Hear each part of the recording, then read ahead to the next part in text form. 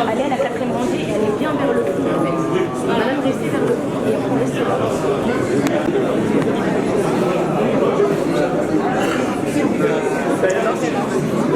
Il y en a une qui a 26 ans.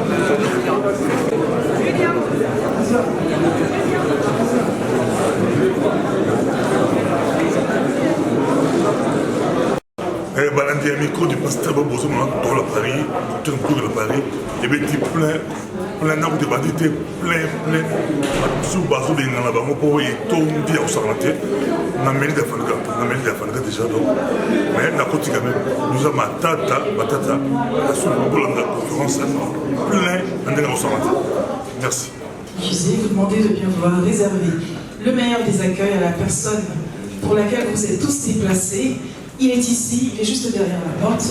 Merci tout simplement de le faire entrer par vos applaudissements. Le docteur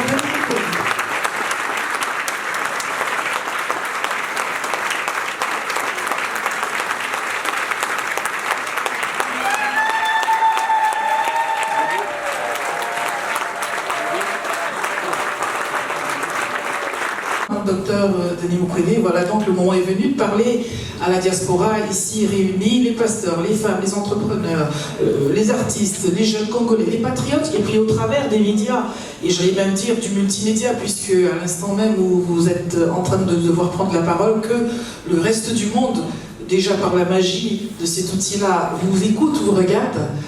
Merci de bien vouloir prendre la parole. Parole dans des assemblées de 10 000 personnes, mais je n'ai jamais senti l'émotion que j'ai cet après-midi devant 300 personnes, mais 300 personnes engagées, 300 personnes qui veulent et qui veulent aller dans une même direction. Ça me fait tout à fait bizarre. Et je suis très fier en fait de sentir qu'il y a quelque chose qui est en train de se produire dans notre communauté. Je sens que nous avons cette volonté de changer notre histoire. Mesdames et messieurs, chers compatriotes, c'est donc avec solennité, sens de responsabilité et d'engagement profond pour le changement positif de notre pays que nous sommes ici ce soir.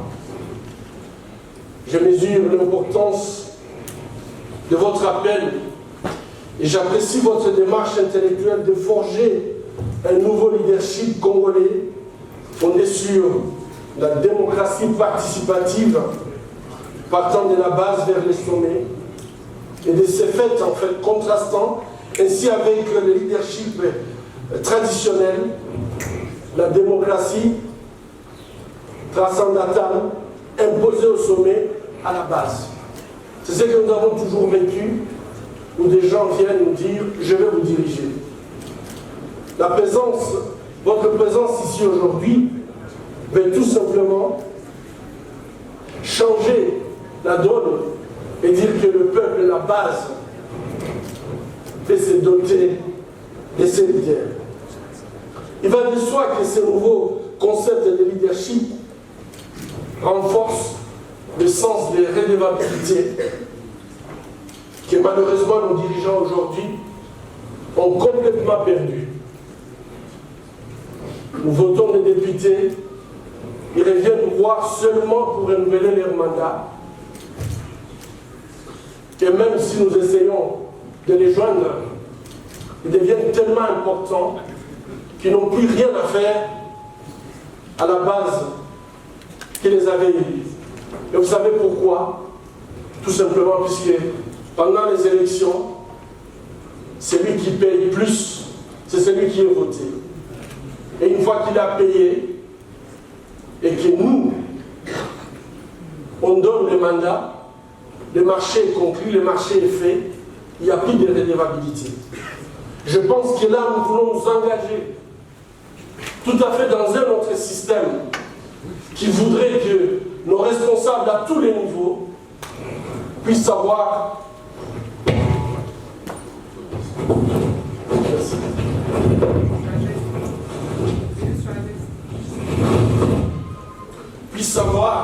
et se rendre compte que on ne peut diriger que lorsque on a l'appui du peuple. Nous sommes particulièrement touchés par cet accueil chaleureux que vous manifestez. Mais nous savons que c'est moins à notre personne que vous manifestez l'intérêt qu'à la cause commune que nous défendons, celle du destin de notre nation, injustement malmenée ces dernières décennies. Si j'avais accepté d'être parmi vous, c'est simplement parce que nous sommes d'accord sur un point. L'indispensable et l'importance du choix fondamental que nous avons à faire face à la gravité de la situation dans laquelle se trouve notre pays, face à la profonde souffrance du peuple congolais et face à la crise institutionnelle dans laquelle nous sommes, due à l'irresponsabilité et l'égoïsme et au manque de sens des devoirs national des uns et des autres. Je viens d'entendre vos messages, les différents groupes qui viennent de s'exprimer, la jeunesse congolaise, les femmes, les entrepreneurs, les hommes d'église, les résistants, qui tous ensemble récusent cette violation perpétuelle et flagrante de la volonté générale de tout un peuple, le peuple congolais. Votre appel d'aujourd'hui est en résonance avec les idéaux que portèrent en leur temps nos pères de l'indépendance, entendez, Simon Kimbangu Lumumba, Joseph Kasavubu. Comme vous, je me rends compte des sacrifices qu'ils ont pu faire pour parvenir à la libération de notre peuple. Donc je tiens à vous remercier sincèrement de tout mon cœur du soutien moral que vous m'apportez constamment pour mon travail dans un contexte d'un pays en déliquescence. Je ne saurais pas continuer à faire ce que je fais sans votre appui. Beaucoup parmi vous m'adressent des messages d'encouragement. Beaucoup parmi vous soutiennent les victimes de violences sexuelles que nous soignons. Chacun essaie d'apporter son soutien à sa manière pour que nous puissions continuer à faire notre travail. Et grâce à vous, j'ai pu garder les caps et progresser dans mes connaissances pour aider les démunis, et spécialement les femmes victimes d'atrocités en République démocratique du Congo. Vos pétitions, lorsque nous avions été dans la situation où la communauté internationale voulait nous refuser la protection, alors que la mission première des Nations Unies est de protéger les hommes et leurs biens, vous aviez porté votre soutien sans réserve pour faire changer à cette grande institution sa décision. Vos opinions, vous écrivez, vous protestez, vous dites ce que vous pensez. Nous avions eu beaucoup de réunions, de réflexions avec la diaspora congolaise. Je crois que sans cet apport, je ne serais pas capable de continuer à faire le travail que j'ai fait, le travail que nous faisons, puisque nous le faisons ensemble.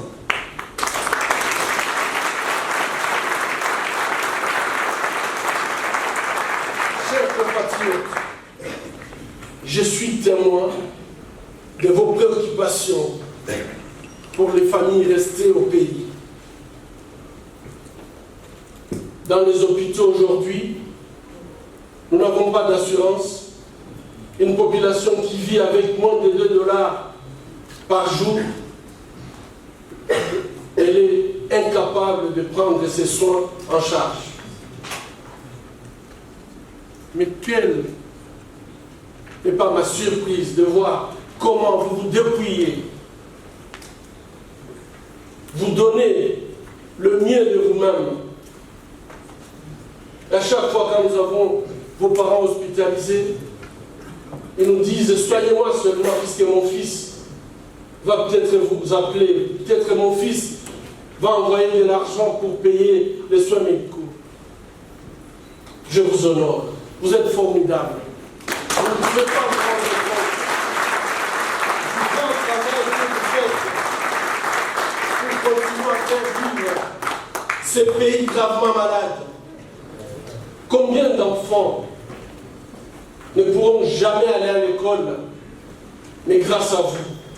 Vous ne payez pas seulement pour vos frères, pour vos sœurs, puisque là on dirait tout ce que vous donnez à votre famille, vous ne faites que votre obligation. Non. Parmi vous, il y a beaucoup qui soutiennent les écoles, qui payent les enseignants. Chers compatriotes, je sais qu'ici en Occident, la vie n'est pas facile. J'ai eu l'occasion de travailler ici et je sais que tout ce qu'on gagne par la main gauche, on dépense par la main droite. Les Américains disent le mortgage. Le système est tel que vous commencez la vie par des dettes que vous terminez lorsque vous entrez dans le cercueil. C'est un système qui a été créé, le mortgage, c'est exactement ça. Mais les Congolais, vous savez que nous avons une responsabilité. Même si le système est fait pour tout dépenser ici, aujourd'hui, si nous tenons au pays, c'est puisque vous acceptez même de prendre des crédits pour essayer de nous obtenir des voitures taxi, de bus, pour que nous continuions à vivre au pays. C'est un sacrifice énorme que vous faites. Et aujourd'hui, je voulais tout simplement vous dire que vous êtes devenu une véritable assurance tout risque pour tout un peuple. Mais, chers compatriotes, allons-nous continuer de cette façon? Non. Les parents qui reçoivent vos aides, je discute parfois avec eux. Ils souffrent terriblement puisqu'ils savent que vous êtes le seul recours. Et peut-être il n'est pas seul. Et que vous devez souffrir. Puisque tout simplement, nous sommes dans une condition, on nous a placés dans une situation où les étudiants, vous avez soutenu vos frères pour avoir des diplômes, mais ils n'ont pas de travail. On ne peut pas continuer dans ce système. Trop, c'est trop.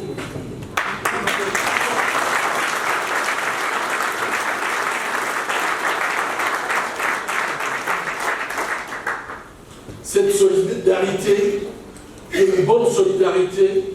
Nous souhaitons qu'elle puisse seulement continuer pour une courte période.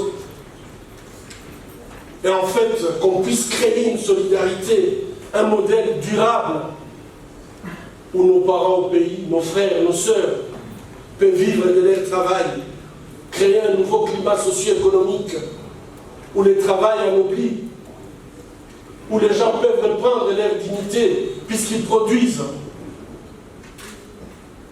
Nous voulons finalement créer un système de production où il y a l'équité, où où la dignité humaine est respectée. Et lorsque vous venez nous voir en Afrique, ce n'est pas pour que nous courions derrière vous, à demander les habits, à manger, payer les frais scolaires, etc. Et je crois que lorsqu'on le fait à un moment, on se fatigue. Et la personne qui reçoit perd aussi sa dignité. Il faut donner à ce peuple la dignité qu'elle mérite.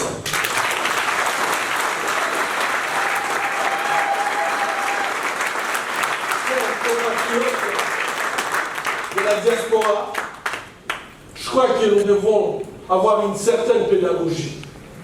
Nous ne pourrions pas réussir de changer la donne, puisque ce que nous vivons, c'est une situation créée. D'abord, nous priver de l'éducation. Aujourd'hui, je crois que notre pays, j'ai examiné des médecins qui terminaient. J'étais dans des jurys où j'ai rencontré des médecins qui sont à la fin de leurs études et ils ont toute la difficulté du monde de s'exprimer en français. L'éducation a été complètement détruite. Quand je suis arrivé ici en France, je me rappelle très bien, le médecin qui venait du Congo était très respecté. Très respecté puisque la formation permettait à ces médecins de pouvoir répondre à la demande. Est-ce qu'aujourd'hui nous sommes à ce niveau?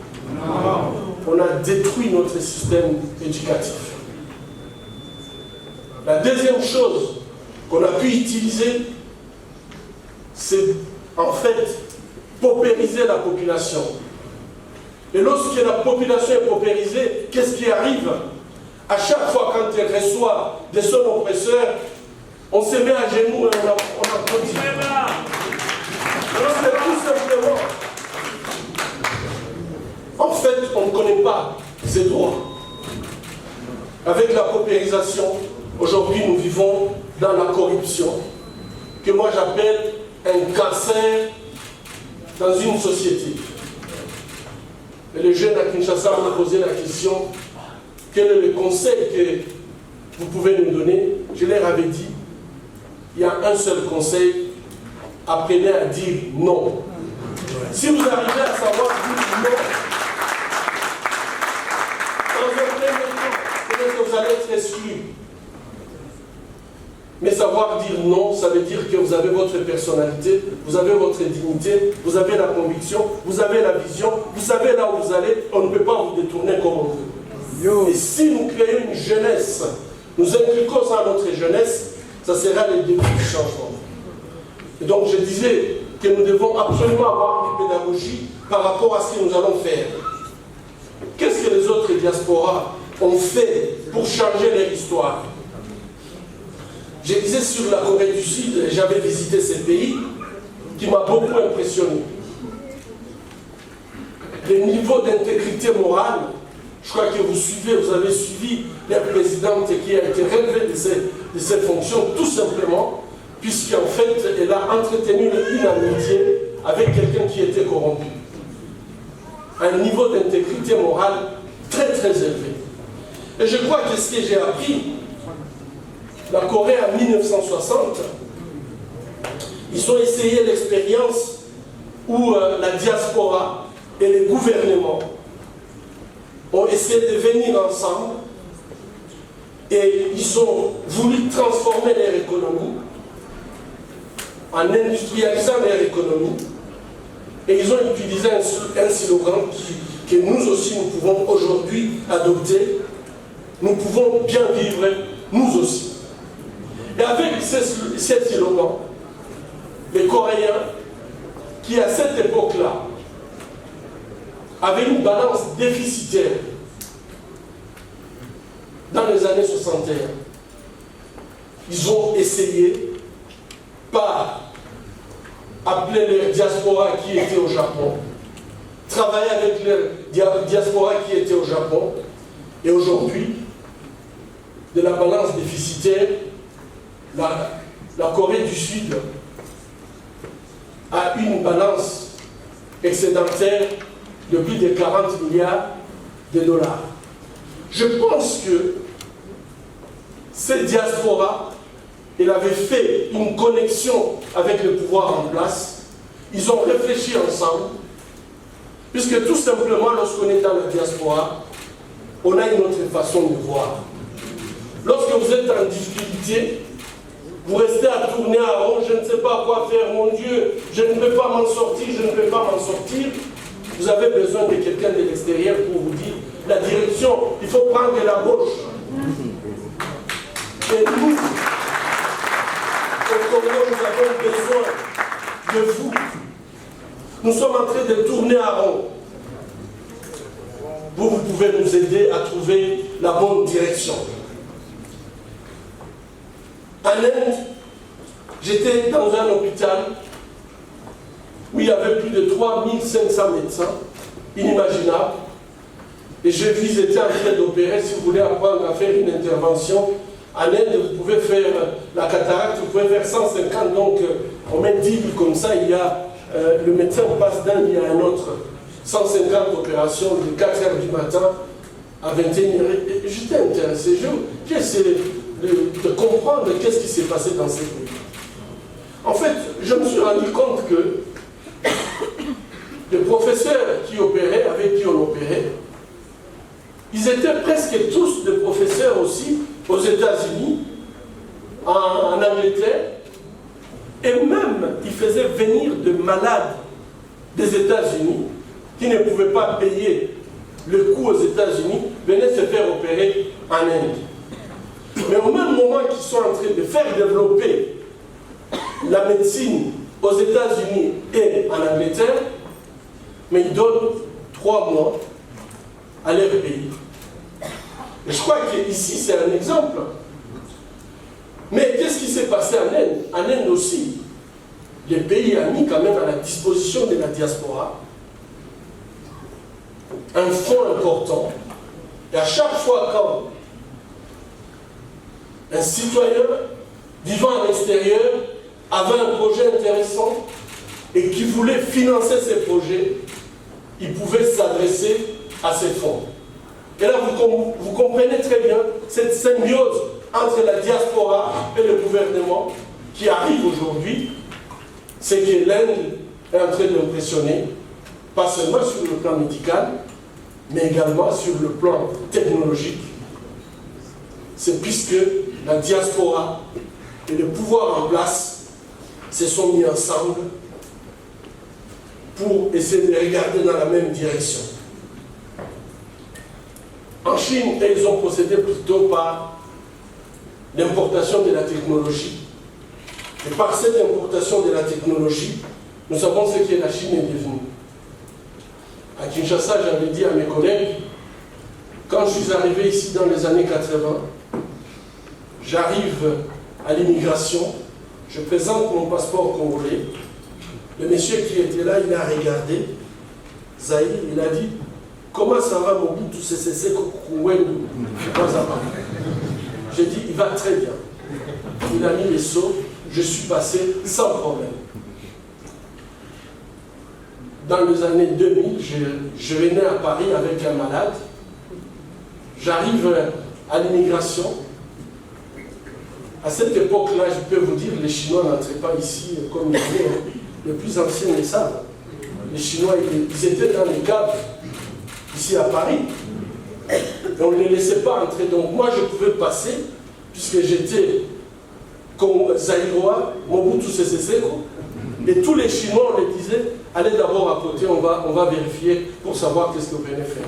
À cette époque-là, le Congolais ne pouvait pas envier. Il pouvait venir chercher la connaissance ici, mais la vie était chez lui. Quand je suis revenu dans les années 2000, avec un malade, tout le monde dans l'avion savait que j'étais médecin. J'arrive, donc on nous a fait sortir avant pour évacuer ces malades qu'il fallait assez rapidement évacuer. Et cette fois-ci, je présente mon passeport congolais. Et le monsieur me dit, monsieur, est-ce que vous pouvez attendre? Là, il a regardé. Il m'a dit, est-ce que vous pouvez attendre? On va vérifier après. J'ai regardé, je m'étais dit, l'histoire a changé. Chers amis, chers compatriotes, nous pouvons changer notre histoire. C'est une responsabilité de changer cette histoire.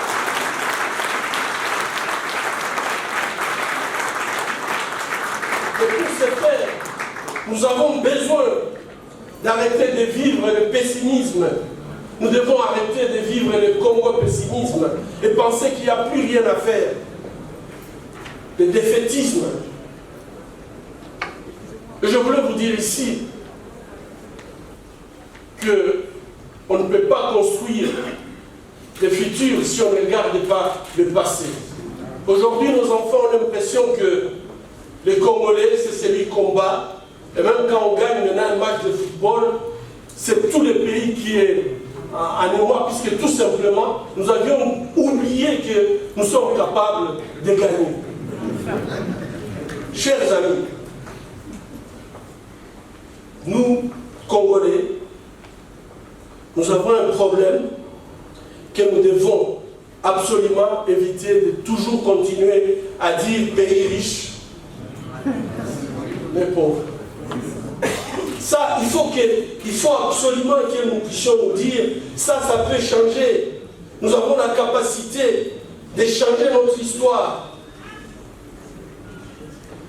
À chaque fois quand le monde avait des gros problèmes, le Congo a toujours répondu présent.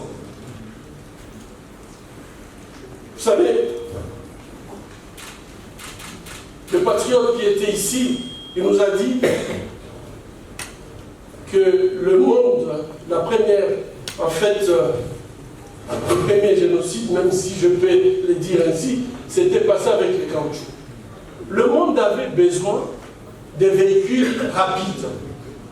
Et pour qu'un véhicule rapide soit rapide, ils se sont rendus compte que c'est beaucoup plus le contact sol et roues qui rendait le véhicule plus rapide. Et la solution, c'était le caoutchouc. À ce moment-là, notre pays a donné une solution qui a révolutionné l'usine de l'automobile. Mais nous avons fait cette révolution et nous avons payé de notre vie, mais les Congolais étaient absents.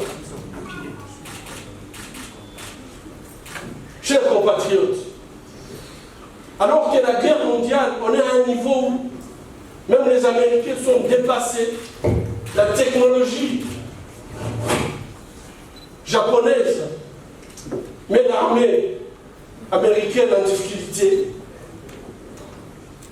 C'est avec l'uranium congolais qu'on a fabriqué la première bombe mondiale. Malheureusement, ça a tué des gens, mais ça a pu arrêter. Les gens se sont rendus compte de la folie humaine et ça a arrêté la Deuxième Guerre mondiale. Le Congo a résolu le problème, mais les Congolais ont été absents.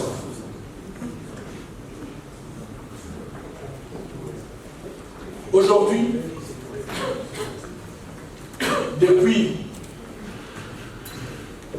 une vingtaine d'années, nous sommes dans la révolution technologique et on nous dit que sans les tantalions, on ne peut pas faire tous ces gadgets que nous utilisons et qui deviennent de plus en plus sophistiqués. Le monde avait besoin d'une nouvelle technologie électronique. Le Congo a répondu présent. Le Congolais a répondu absent. Chers amis, aujourd'hui, nous sommes dans une situation que nous devons absolument nous interroger. Nous sommes dans une situation où nous devons nous poser la question de savoir qu'est-ce que nous faisons et comment nous allons progresser. Ne perdons pas l'espoir. Nous avons la capacité de résoudre, de répondre aux questions que le monde pose. Je pèse mes mots. Mais il ne faudrait pas que le Congo puisse répondre sans que les Congolais soient présents. Vous savez ce qui nous guette aujourd'hui? Le monde vit à crédit. Le 2 août dernier, depuis le 2 août dernier, sur le plan écologique, on consomme à crédit. Et ça ça, c'est un grave problème. Je pense que tout Congolais devrait se poser la question de savoir si tout le monde consomme sans se rendre compte et que notre pays constitue la réserve la plus importante. Est-ce que demain nous n'allons pas encore répondre absent quand les autres seront en train d'exploiter notre pays? Par rapport au futur, à la génération future, je voudrais quand même que nous puissions porter notre réflexion un peu plus loin pour se poser cette question. Le combat que nous allons avoir, peut-être que ça ne sera plus des tantaliums, c'est peut-être qu'on aura déjà fait suffisamment de réserves, mais ça sera de l'eau, ça sera notre forêt équatoriale. Chers amis, nous devons anticiper. Et on ne peut pas anticiper si on est dirigé sans vision. Il faut anticiper le problème. Si vous aviez lu Al Gore, vous aviez vu qu'il s'interrogeait par rapport aux achats inconsidérés des terres arabes de la République démocratique du Congo, et il s'est posé la question, pourquoi on laisse les Chinois tout acheter et les Américains, qu'est-ce qu'ils vont avoir? Si les autres se posent des questions sur nos ressources, qu'est-ce que nous faisons? Qu'est-ce que nous faisons? On parle de 10 millions du caoutchouc. Aujourd'hui, on ne sait pas combien du coltan. Pour les terres arables, pour l'eau, pour la forêt. Gouverner, c'est prévoir. On ne peut pas prévoir si on n'a pas une vision.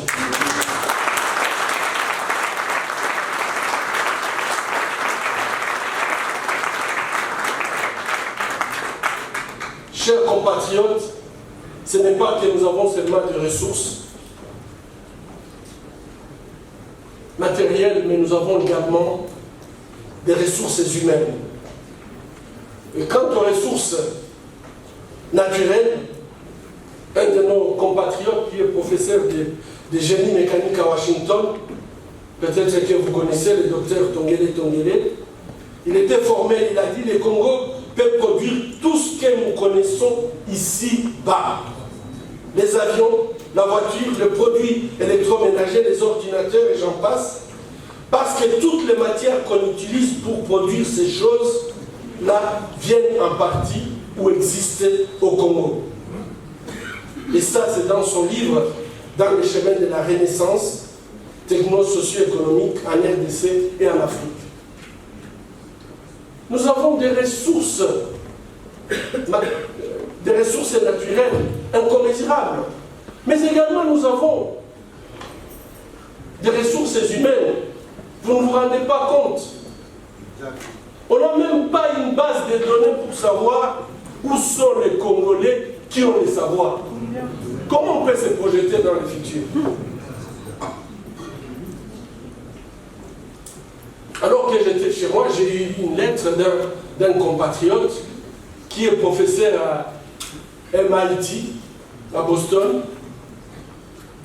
professeur d'élèves, et j'ai regardé 2 fois, je suis même allé à l'internet pour me dire, mais est-ce que je vois bien? MIT, c'est le top des tops, c'est le top des sciences. C'est là où est sorti IBM, tout ce que vous pouvez avoir comme la haute technologie américaine, c'est là. Et il y a un Congolais qui est là.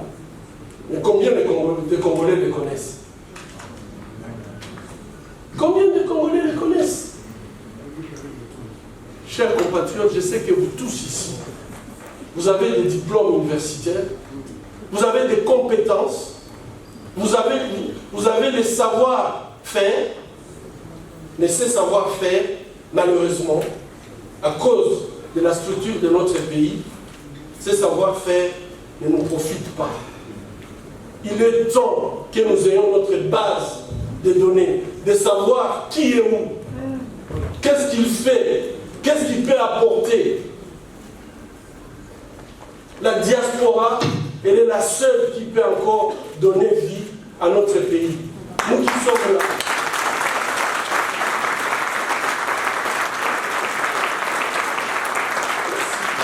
Nous qui sommes là, nous n'avons même pas de communication. Quand vous envoyez à quelqu'un un message internet, un film, je ne sais pas, YouTube, vous pensez que nous sommes capables de les ouvrir? Malheureusement, on nous prive l'information. Je vous ai dit que l'éducation est telle que, pour que nous restions dans cette situation d'ignorance. Mais vous ici, vous avez l'information, vous avez l'éducation, vous avez les savoirs. Donc vous pouvez transformer, vous pouvez aider à transformer notre pays. Je vais terminer, chers compatriotes, mais je voulais juste vous dire, arrêtons de nous sous-estimer. Arrêtons de nous sous-estimer. Ne restons pas à notre défaite récente. Ceux qui connaissent l'histoire, ils savent que nous sommes battus contre l'armée italienne de Mussolini et nous avions gagné. Nous avions fait des prisonniers italiens. Pardon? Je voulais y arriver, puisqu'on ne nous enseigne pas suffisamment à Sosa, Gambela, Sandoa, Sayo, ça vient d'où? C'est des victoires que nous avons gagnées. Nous savons nous battre. Nous sommes capables d'assurer la souveraineté nationale. Les gens peuvent ignorer. Les Allemands, nous les avons repoussés. Le Rwanda, Burundi, Tanzanie, et nous avons gagné la victoire. C'est pour ça que nous avons des quartiers qui s'appellent Tabora. Nous sommes capables. Plus récemment, alors que Kadhafi voulait annexer la bande d'Aouzou, qui l'a arrêté? C'est des Congolais. Nous avons soutenu les Tchad à cette époque et nous avions arrêté la progression de la Libye. Nous sommes dans une passe difficile aujourd'hui, mais ce n'est pas ça notre histoire. Et récemment, en 1990, alors que FPR progressait sur le Rwanda en venant de l'Ouganda, le général Mayele les a tenus à la frontière pendant 4 ans. Vous le savez. Alors pourquoi nous courbons les chines? Nous sommes capables, nous ne pouvons pas continuer à vivre sur la défaite. L'heure est venue de faire des choix, mais des bons choix pour préparer notre pays et bâtir un Congo meilleur. Certes, notre route est semée d'embûches. Les défis auxquels le peuple congolais devra faire face sont nombreux, profonds, réels et sérieux. Et nous pourrons être levés qu'avec tout simplement notre labeur. Nous devons savoir qu'il n'y a personne qui va nous donner la liberté. Ça ne se donne pas. Ça s'arrête.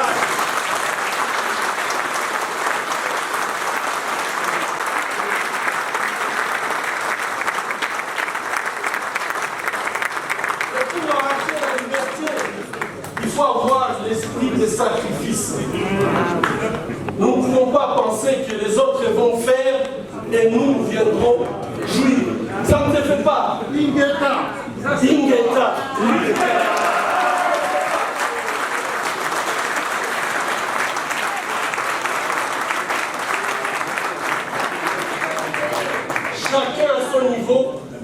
aujourd'hui doit se poser cette question. Qu'est-ce que moi je peux faire? Quel est le sacrifice que je peux donner? Et je crois que si nous arrivons à faire ça, notre liberté est à notre portée. Face à la souffrance du peuple congolais, vous avez choisi de bousculer l'ordre établi qui malheureusement nous est imposé. Et c'est seulement lorsque nous allons bousculer cet ordre établi où les gens qui nous disent « Vous n'avez personne, vous n'êtes pas capable, est-ce que le Congo s'en sortira ?» Ils seront surpris et ils viendront se mettre, ils viendront négocier. Yo.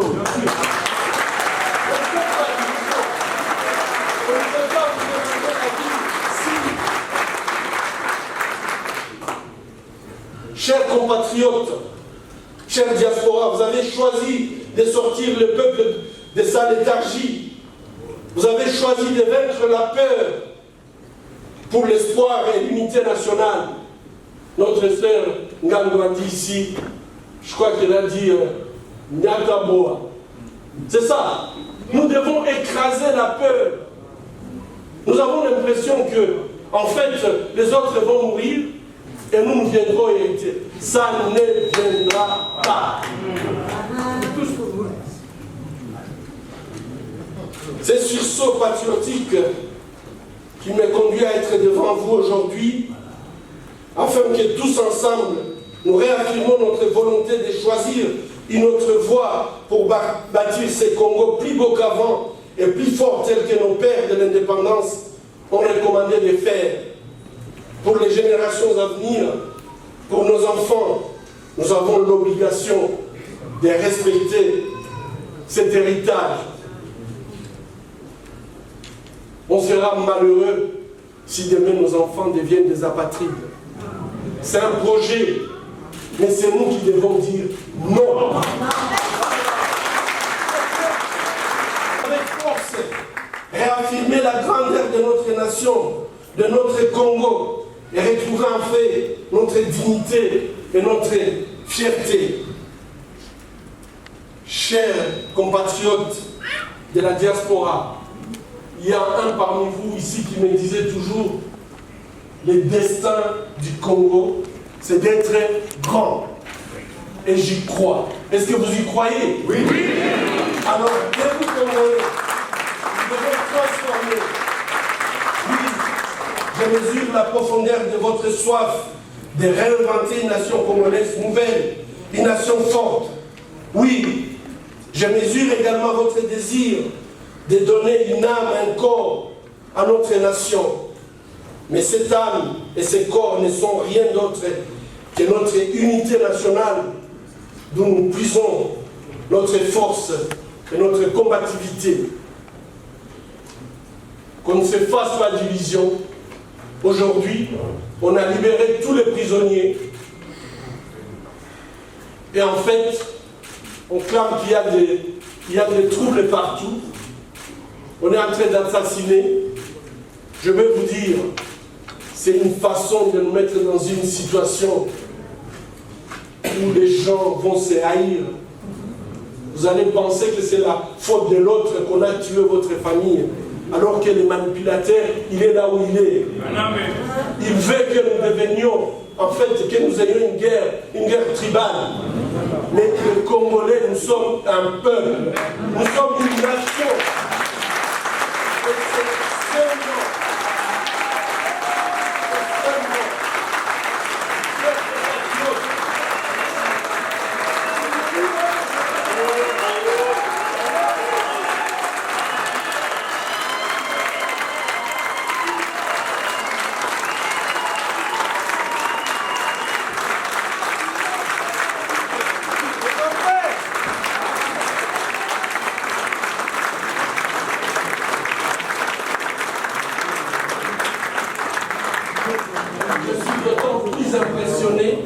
et je pense que cette image devrait faire le tour du monde pour dire au monde entier que les Congolais, c'est un peuple, c'est une nation.